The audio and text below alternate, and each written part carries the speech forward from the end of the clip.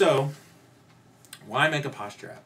I mean, there's posture apps out there. There's many of them. A lot of these, all you have to do is set up your phone, put the phone in your front pocket, and then every time you slouch or lean forward, the phone will remind you that you're slouching, right? And you get better and better at sitting up.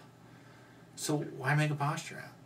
Well, the easiest part of posture is sitting up.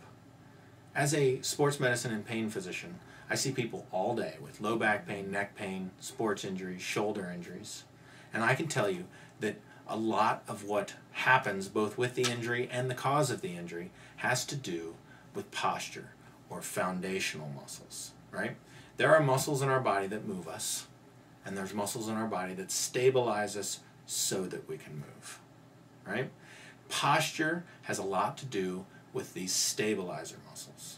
So now what do I mean? Well, let's say you sit up straight and I tell you not to move your shoulders and not to move your pelvis, just move your low back. You can't, right? The muscles in your low back don't move you. They stabilize you so that everything else can move. The first person to say this was Leonardo da Vinci.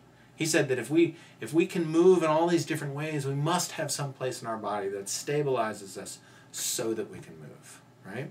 And for us, the major part of that is the low back.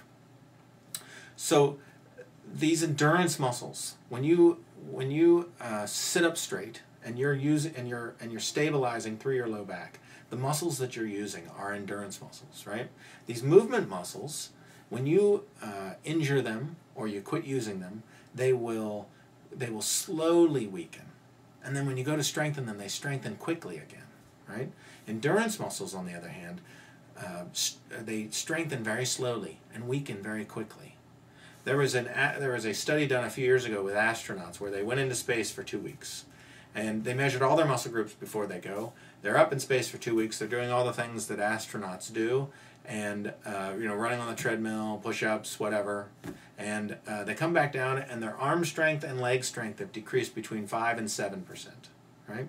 Their deep stabilizing strength has decreased by 70%. These are the stabilizing muscles, right? And we know this. I mean, we have an instinct about this. If you were an arm wrestler and a marathoner, and you went to the Caribbean for 2 weeks and stayed in a hammock and had fruity drinks and came back after 2 weeks and they said, listen, we're having an arm wrestling tournament tomorrow and a marathon tomorrow, you would say, sign me up for the arm wrestling tournament. I may not do as well as I'd hoped, but I'll do fine. But forget about the marathon. It's going to take me months to get back to where I was 2 weeks ago, right? Endurance muscles versus strength muscles. It'd be the same way if I said to you, 6 weeks from now we're going to have a race. Would you rather do a marathon or a sprint? Well, if you're an unconditioned person, you would choose a sprint because it doesn't take any endurance. You can get ready in 6 weeks. However, it takes 6 months to get ready for a marathon, right? Your posture muscles are stabilizer muscles. They're endurance muscles, right?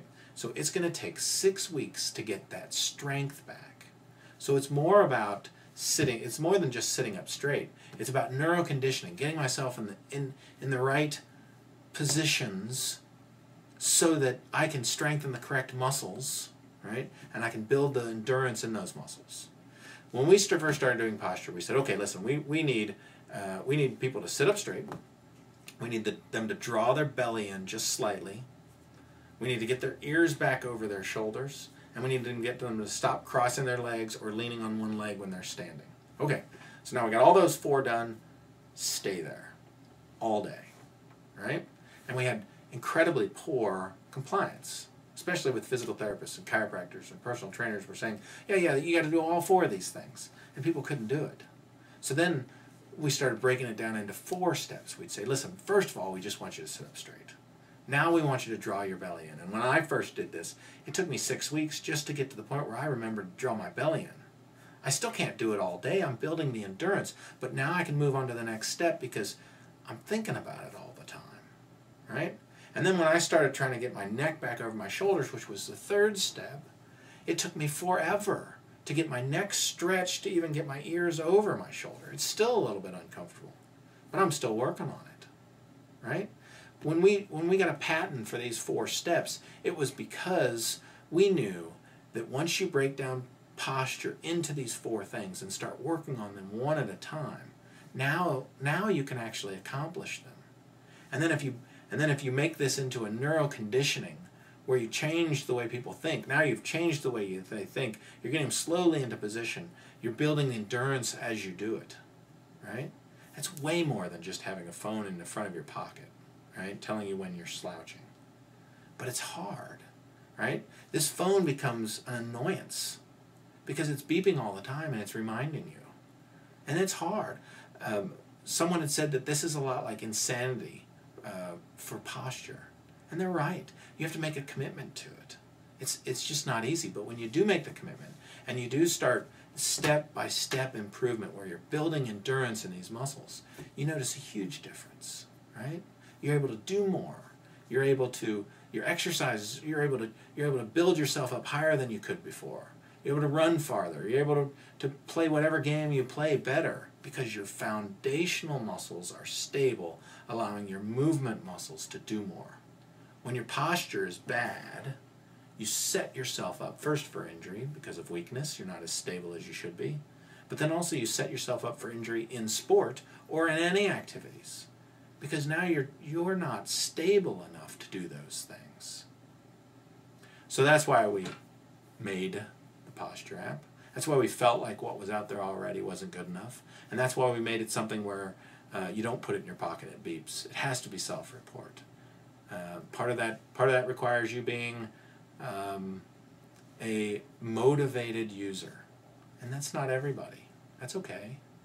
It's just not for you. But when you do finally decide, this is for me, and I'm going to make a commitment to getting through all 4 of these steps, you'll find that you have much better posture than possibly you even did when you were younger. And it will free you up to do so much more. So good luck.